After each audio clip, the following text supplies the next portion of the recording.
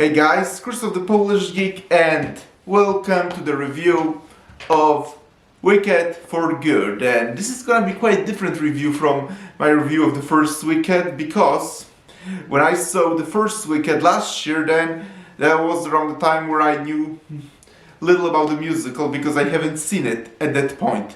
Actually, all I knew about is that my friend from Mexico was a huge fan of the musical, and he still very much is. We actually met this summer, actually, but I will tell you that I'm much more familiar with the musical now, because over the summer also, actually, I did see the musical here in Poland. I saw it in Polish, because yes, Poland now also has Wicked musical, so I finally managed to see the musical, which I really enjoyed. So this time I knew what to expect, and I have to say, I think that Wicked for Good is better than Wicked. I personally liked it a lot more. I can't say it's super perfect, because unfortunately the biggest problem is that it does feel rushed, especially the second half of the movie. It does feel kinda rushed, and I do think it's one of those movies that would benefit from like a longer runtime. Like, I think it should be like at least 20 minutes longer, like 20-30 minutes longer. Yeah, that would be good if the movie was like 20 minutes, 30 minutes longer, but we'll get to it later. But other than that, I really loved Wicked for Good. And the first thing I have to say is that I've seen plenty of people saying that this is a classic Hollywood style of hero, evil, villain, good all along, and basically to deconstruct the beloved classic. And will I argue with that? Not necessarily. Objectively it is. It's basically like an what if story. Like, what if the whole thing about the Wicked Witch of the West being evil is just nothing more than a propaganda by the Wizard of Oz, while the witch is a good all along. Like, yeah, that's basically what Wicked is. Like, what if the whole story of the Wizard of Oz is basically a propaganda against the Wicked Witch of the West? And understandably, plenty of people who are huge fans of the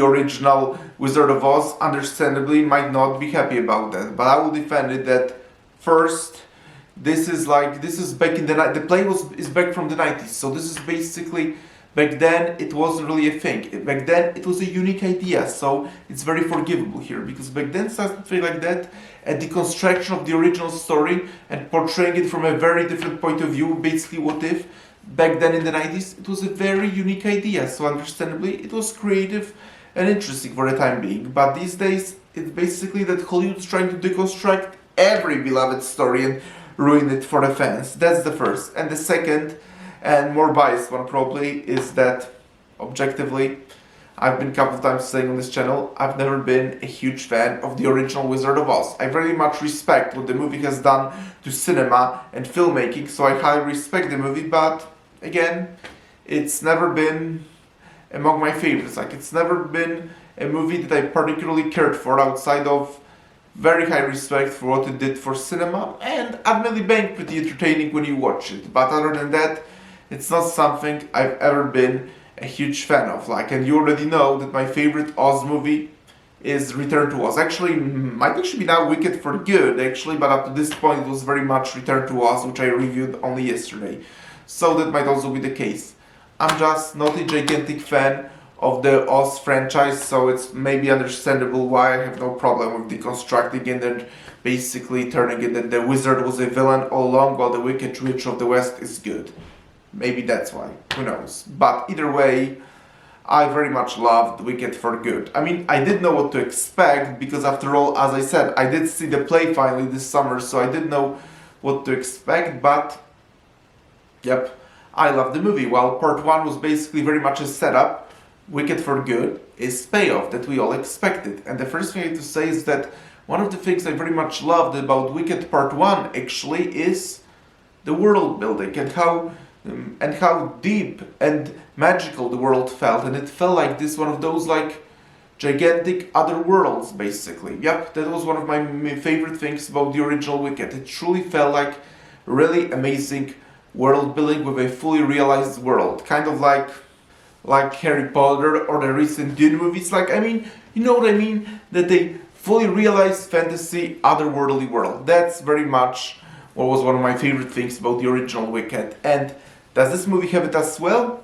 Well, it kinda does, but I say This one is a lot more character focused. While the first movie did feel like they were very much trying to, well, they were very much telling the story, mostly about Elphaba and Glinda. They were very much doing that. They were also very much trying to present you with the world as a whole and really give you all the details about the world, teach you about the world, and like basically fully immerse you in the magical world of Oz. While this movie mostly seems to assume that you already know everything about the world and now is more character focused, because the true heart of this movie is Glinda and Elphaba.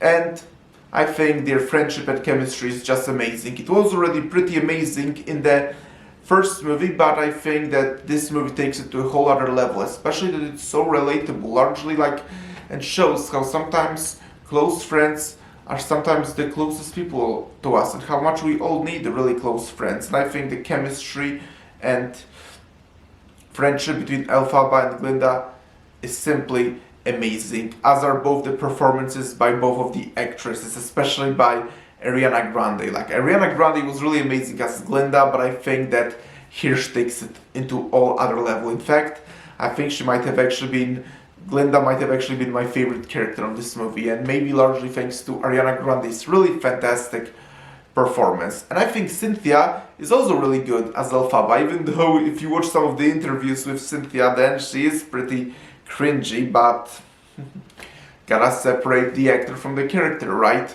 Like in these days in modern Hollywood, that's the best you can do, really.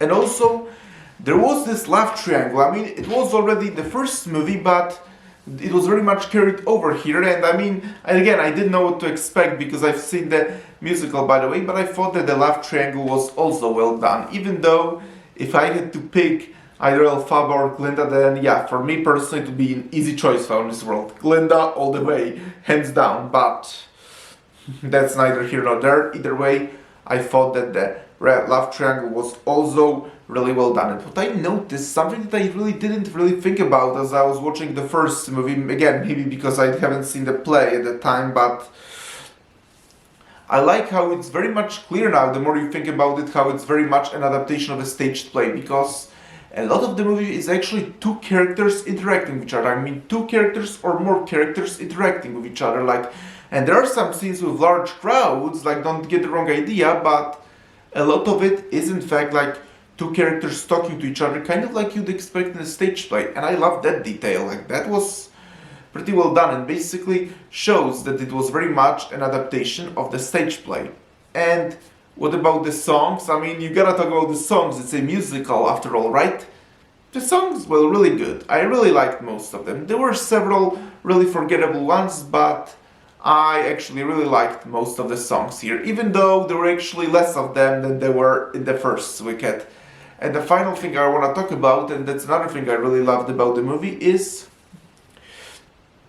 how very much it shows how propaganda works for the people. Like Elphaba talking with the wizard and saying that she could, and asking him to basically expose to the people who he really is, but he says no.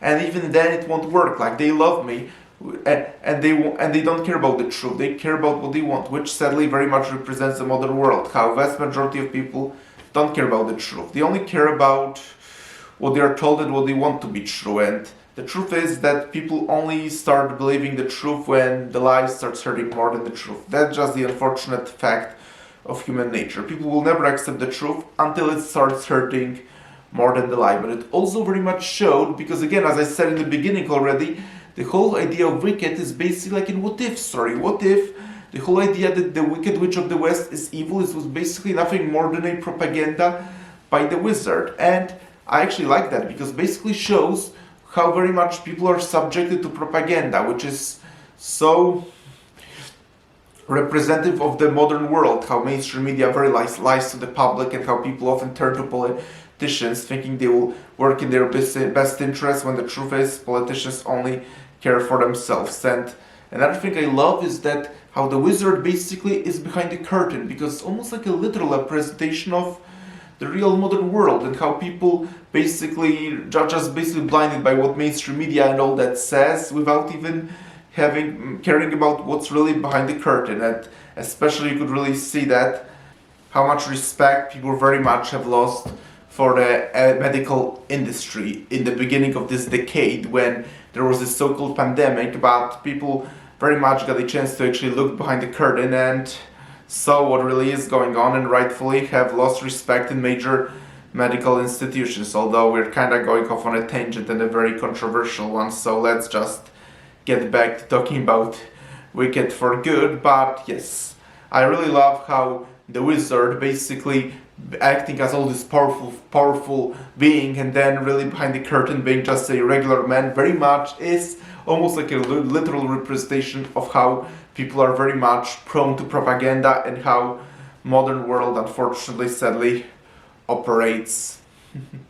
And another thing I have to talk about is, I already said it in the beginning of the video, but I will give you more details about it. What I did not like about the movie is, again, that it does feel, especially in the second half, when Dorothy Gale comes in the picture, actually, that's where it starts feeling like the movie is really, and I mean really rushed. Like, I actually do like that they haven't shown us Dorothy Gale's face. I admit, I was kind of curious and did want to see it, but I also understand that it was done for a reason. It's very intentional. Like, the whole point is that this is Elphaba's story. It's not Dorothy's story, so that was very much intentional.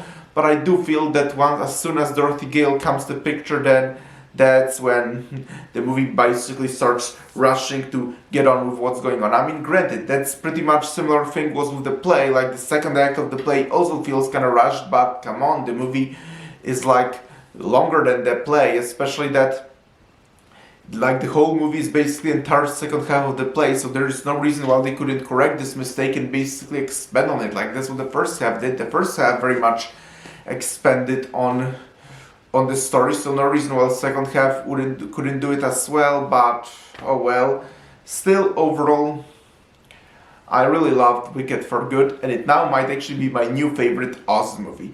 And I also think that this is one of those movies where basically the two parts are basically form one long movie. I mean, of course, like, after all, they're both two acts of one long play, so yeah, it's natural to basically consider like those two movies basically one long movie split into halves, kind of basically like the Lord of the Rings trilogy being one long movie split into 3 parts, and I guess all the Harry Potter movies basically one big movie split into 8 parts, with the last movie even being very much the same movie split into 2 parts, Deathly Hallows, but whatever. Yep, this is very much one of those movies that you just gotta watch the second movie. I did very much watch it to refresh my memory, but now I gained even a far bigger appreciation, because if you probably remember my review of the first Wicked, I did like it, but I was very much invested enough to care about what's next, but I wouldn't go as far as to say I loved the movie. But with Wicked for Good, I have to say I loved it, and I think the payoff was very much worth it. Granted, it might also be because at this point I've seen the stage play, and I really love the stage play, so it might also partially play a part in that, but whatever reason, I very much now I very much say I do love Wicked for Good and the first Wicked, and I do plan to watch them back to back at some point now. And another thing I have to mention, and the last thing, is that what I noticed about Wicked, I mean both the play and the movie now, is that basically it actually uses inspiration from plenty of Wizard of Oz media. Like, obviously most of the set pieces and set design is very much clearly inspired by the 30s classic movie. I mean, that's to be expected, although obviously in a very modern style. But I also noticed that they do use actually some elements from the book, like instead of ruby slippers, it's actually silver shoes. Like I talked in the Return to Oz yesterday. Like, while Return to Oz was a much more faithful to the book overall, the one thing it had in common with 30s classic is that it was again ruby slippers, so silver shoes. But Wicked seems to go back to the tradition of using silver shoes. But this is the last thing I have to mention, is that this detail is that Wicked Witch of the West, in the original Oz books, because I already said it, that I did read the first 3 Oz books when I was a kid, obviously in Polish, but I guess it's irrelevant. But yes, I did read first 3 Oz books as a little kid, and the interesting thing about the Wicked Witch of the West is that she's not really a main villain. She plays a very minor role. It's like she only appears in one chapter when Dorothy gets a mission from the wizard, like she did in the 30s movie, actually to kill her, and then she and the company invade her castle and kill her. Yeah, that's basically her role in the Oz books. She's definitely not the main villain like the 30s movie made her out to be. No, she appears literally in a single chapter, and even then after that, like when Dorothy and the company return to the Wizard of Oz, and he gets revealed to be just a regular human, like in the movie actually, then the story is not over. Like Dorothy and the company then have to embark on a large journey to Glinda. It's not like she appears right away and sends Dorothy home. No, like Dorothy has to basically embark on a next journey with her friends, and even there is a fight with a giant spider that the cowardly lion fights against a giant spider and becomes king of the animals. Like all that part, like that seems completely missing from basically practically all adaptations at this point. But yep, that's the trivia I just had to share. In the original books, the Wicked Witch of the West only appears in one single chapter where Dorothy, the company, invade her stronghold and kill her basically with water. Yep. But again, we went on a big tangent now. So again, I loved Wicked for Good, and I think it's an amazing payoff, and now I want to watch both movies back to back, even though I do think the second half of Wicked for Good was pretty rushed. But other than that, I really loved the movie, and thank you all of you for checking out this video. Press the like button, please subscribe to this channel, and I will talk to you soon in another video. Oh, and one more important thing. Tomorrow, it's my birthday actually. Yep, that's right, 22nd of November, tomorrow my birthday, so I guess happy birthday to me, but it's my birthday tomorrow. So again, thank you all of you for checking out this video, and please press the like button, subscribe to this channel, and talk to you soon. Bye!